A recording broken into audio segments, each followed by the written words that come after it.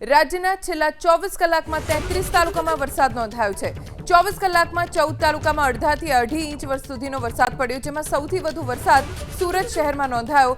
સુરત શહેરમાં સૌથી વધુ અઢી ઇંચ વરસાદ પડ્યો। તાપીના વાલોડમાં 2 ઇંચ વરસાદ, સુરતના માંગરોળ અને કામરેજમાં 1.5 ઇંચ વરસાદ, સુરતના પલસાણામાં 1.5 ઇંચ વરસાદ, જ્યારે પલસાણા અને અરેઠમાં 1.25 ઇંચ વરસાદ પડ્યો છે।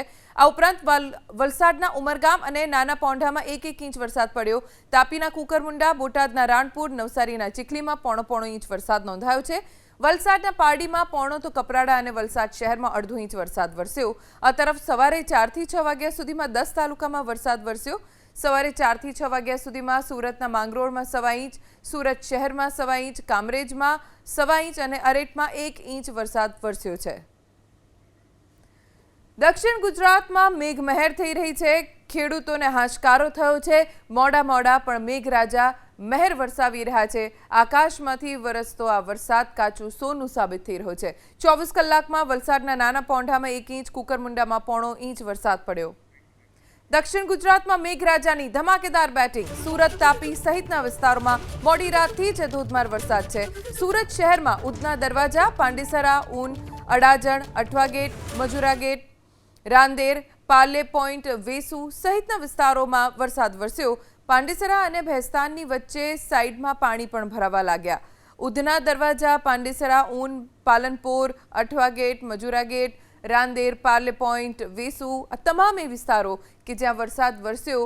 પર્વત પાટિયા, અઠવા લાઇન્સ, પાંડેસરા, ભેસ્તાન વિસ્તારમાં પણ વરસાદ પડ્યો। વિધિવત ચોમાસું દક્ષિણ ગુજરાતમાં તો પહોંચી ગયું છે, પણ હજી રાજ્યના ઘણા બધા એવા વિસ્તારો છે કે જે કોરા ધાકોર છે, જ્યાં આતુરતાથી વરસાદની રાહ જોવાઈ રહી છે।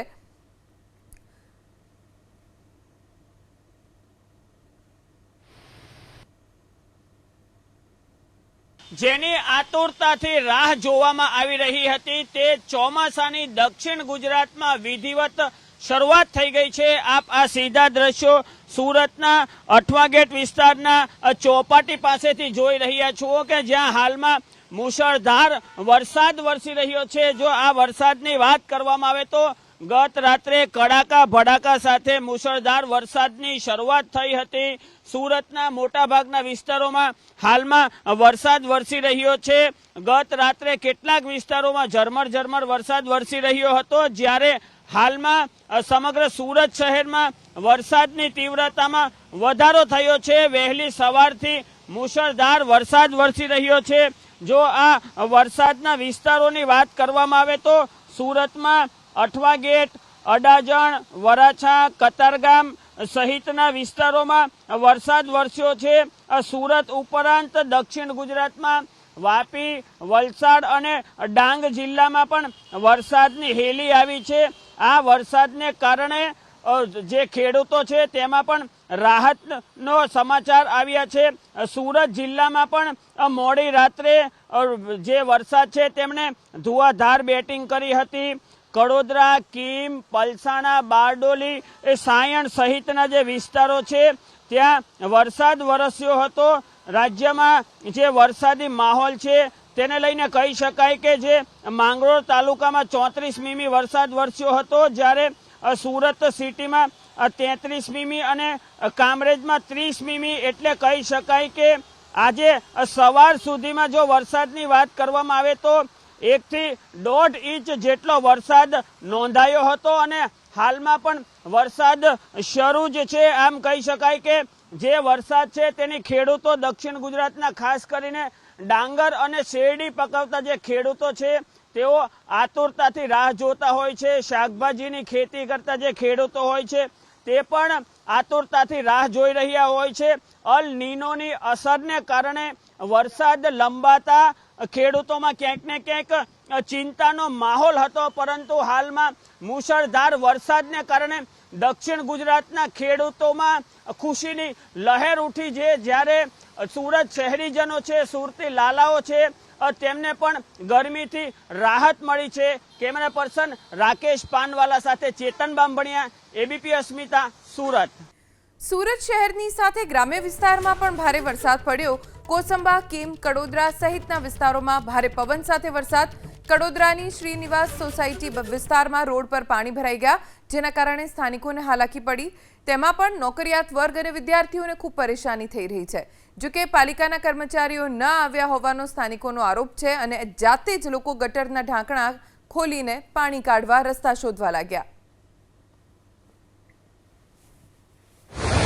સુરત જિલ્લામાં જે ગઈકાલ રાતથી ધોધમાર વરસાદ વરસી રહ્યો છે અને જેને લઈને ઠેર ઠેર પાણી ભરાવાની પરિસ્થિતિનો જે સમસ્યા સર્જાઈ છે, હાલ આપણે કડોદરા નગરપાલિકા વિસ્તારની અંદર આવતા શ્રીનિવાસ ગ્રીન સોસાયટી વિસ્તારની અંદર છે. અને જે પાલિકાએ કામ કરવાનું હોય છે તે સ્થાનિકો જે છે, અહીંના જે દુકાનદારો છે, અહીં સ્થાનિકના રહેવાસી છે, તે લોકો હાલ કરી રહ્યા છે. ખાસ કરીને આજે ગટરના ઢાંકણા છે તેની અંદર પાણી નથી જઈ રહ્યું અને જે સ્થાનિકો છે તે અહીં જાતે જ છે તે રોડ પર ઉતરી આવ્યા છે, કેમ કે મુશ્કેલીનો સામનો છે તે આ સ્થાનિકો કરી રહ્યા છે અને પાલિકાની રાહ જોયા વગર પાલિકા ક્યારે આવશે તે લોકો હાલ છે તે કામ કરી રહ્યા છે. ખાસ કરીને આપણી સાથે સ્થાનિક છે, એમને સીધા ચર્ચા કરવાનો પ્રયાસ કરીશું. भैया क्या नाम है आपका? मेरा तरुण गहलोत है ना जी गहलोत जी, बताइए. ये विनायक साड़ी कपड़े की शॉप है और हर वर्ष हर समय यही प्रॉब्लम होती है. हम नगर पालिका में जितनी बार बोल चुके हैं सर हो जाएगा हो जाएगा हो जाएगा. ये अगली बार जब अगले हफ्ते बारिश आई थी तब मैंने चीफ मिनिस्टर को मैसेज भी किया और वीडियो बना के भेजा था, तो उन्होंने बोला कोई बात नहीं. मैंने उनको यही बोला था कि खाली गटर के ढक्कन का जाली वाले ढक्कन लगवा दीजिए और पानी की बहुत प्रॉब्लम हो रही है, तो बोला आपका काम हो जाएगा. बस ये हमको यही कहते हैं और कुछ नहीं होता. हमेशा की प्रॉब्लम है. अभी क्या कर रहे हैं? अभी क्या करें, ढक्कन खोल के पानी निकाल रहे. दुकानों में हमारी दुकान में पानी घुस गया. ऐसी कोई दुकान बाकी नहीं जिसकी दुकान में पानी नहीं घुसा. हर दुकान में पानी घुस गया. हम खुद कर रहे हैं, नगर पालिका में बोलते मगर कोई कुछ सुनाई नहीं होती हमारी. आज आपने कॉल किया कॉर्पोरेटर को? मैं कॉल नहीं किया, मैंने उनको मैसेज किया. जी कॉर्पोरेटर या और नगर पालिका कोई नहीं आए जी. जी आपका क्या नाम है? हमारा दीपक भाई है, आपका भी बात? माँ फैशन दुकान है हमारा भी. क्या परिस्थिति है, कितनी बारिश? ये अगली बार भी हम लोगों ने ऐसे किया था, इस बार भी हमने ऐसे किया. 8 बजे सुबह से आके हम लोग परेशान हैं यहाँ पर जी. नहीं कोई नहीं आता है. आता है सुबह 8 बजे फोन करिए तो शाम को 5 बजे आता है. अगली बार 5 बजे है शाम को. कब तक निकलेगा ये पानी 2 घंटा तो 3 घंटा तो लगेगा ही. तब तक तो तकलीफ यही है, सबके दुकान में पानी घुसा हुआ है. બિલકુલ. તો જે રીતે જણાવી રહ્યા છે સ્થાનિકો કે પ્રશાસનને જાણ કરવા છતાં પણ કોઈ નથી આવતું અને જાતે જ તે શ્રમ કરવા મજબૂર બન્યા છે. નગરપાલિકાનો વેરો ભરતા હોય છે, ખાસ કરીને સફાઈ વેરો કે જે પણ વેરો તમામ હોય છે તે ભરતા હોય છે, છતાં પણ પરિસ્થિતિ સુધારતી નથી. પરિસ્થિતિ એની રહે છે અને આખરે જે તે સ્થાનિકોએ રોડ પર ઉતરવું પડી રહ્યું છે અને જે પાણી નિકાલ કરવાનો છે તેની વ્યવસ્થા હાલ છે તેઓ કરી રહ્યા છે. ખાસ કરીને આખો જે રસ્તો છે રોડની વચ્ચે છે ત્યાં ગટર લાઈન છે અને તેની ઉપરના ઢાંકણો ખોલવામાં હાલ આવ્યા છે અને હાલ છે તે પાણી નીકળવાનું શરૂ થયું છે. ખાસ કરીને રોડની વચ્ચે ઢાંકણ ગટર હોવાને કારણે અહીંથી સ્કૂલના બાળકો પસાર થાય છે, વાહનો પસાર થઈ રહ્યા છે. 20,000થી વધુની અહીં છે તે વસ્તી છે. અકસ્માતનો પુષ્કળ ભય છે, કેમ કે પાણી એક તરફ ભરાયા છે અને બીજી તરફ રોડની વચ્ચે છે તે સ્થાનિકો દ્વારા જે ઢાંકણ ખોલવામાં આવ્યા છે તેને કારણે અકસ્માતો પણ ભય રહે છે. પરંતુ આટલું પાણી ભરાયું હોવા છતાં લોકો સ્થાનિકો આટલા પરેશાન હોવા છતાં હજુ પણ નગરપાલિકા વિસ્તારની અંદર હજુ કોઈ દેખાયું નથી. કોર્પોરેટર દેખાયા કે નથી કોર્પોરેટરના કે નગરપાલિકાના કોઈ માણસો અહીં આ કામ કરવા માટે આવ્યા અને જેને લઈને સ્થાનિકો છે તે હવે રોડ પર ઉતરી આવ્યા છે. ઇન્દ્રમલ શાહ, એબીપી અસ્મિતા, સુરત. તો સુરત જિલ્લામાં કેમ 4 રસ્તા પાસે પાણી ભરાઈ ગયા? પાલોદ ગ્રામ પંચાયત અંતર્ગત આ વિસ્તાર આવે છે. ભારે વરસાદના કારણે વાહન ચાલકોને ખૂબ હાલાકી પડી.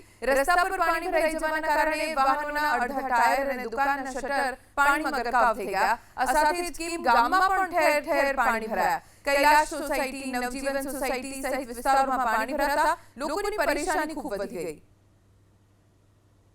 સુરત જિલ્લામાં ગઈકાલ રાતથી છે તે મેઘરાજાની ધુવાધાર બેટિંગ છે તે શરૂ થઈ ગઈ છે. હાલ આપણે છે કીમ 4 રસ્તા વિસ્તારમાં, પાલોદ ગામ અંતર્ગત આવતો આ કીમ 4 રસ્તા વિસ્તાર છે અને દ્રશ્યમાં જોઈ શકાય છે કે જે રીતે ગઈકાલ રાતથી છે તે મેઘરાજા બેટિંગ કરી રહ્યા છે અને તેને લઈને ઠેર ઠેર જળભરાવની પરિસ્થિતિ સર્જાઈ છે. હાલ આપણે પાલોદ વિસ્તારની અંદર છે અને આ જે દ્રશ્યમાં દેખાઈ રહ્યું છે તે ફિરદોસ શોપિંગ સેન્ટર છે. 100 થી વધુ દુકાનો આ શોપિંગ સેન્ટરની અંદર આવેલી છે.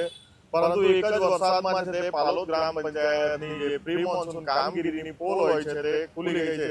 ખાસ કરીને જોઈ શકાય છે કે આખો જે શોપિંગ સેન્ટર વિસ્તાર છે ત્યાં હાલ જળ ભરાવ થઈ ગયો છે અને દુકાનોના શટર સુધી પાણી પહોંચી ગયા છે. ખાસ કરીને કેમેરામેનને કહીશ કે દ્રશ્યો બતાવે કે કેટલા પાણી છે. જે મોટરસાયકલ છે તેના અડધા વ્હીલ પણ હાલ છે તે પાણીની અંદર છે તે ડૂબી ગયેલા જોવા મળી રહ્યા છે. પ્રી મોન્સૂન કામગીરી જે કરવામાં આવતી હોય છે અને તેના અભાવને કારણે પ્રી મોન્સૂન કામગીરી નહીં કરવાના કારણે અથવા તો વેટ ઉતારવાના કારણે હાલ જે દ્રશ્યો સર્જાયા છે તે દ્રશ્યોમાં દેખાઈ રહ્યા છે.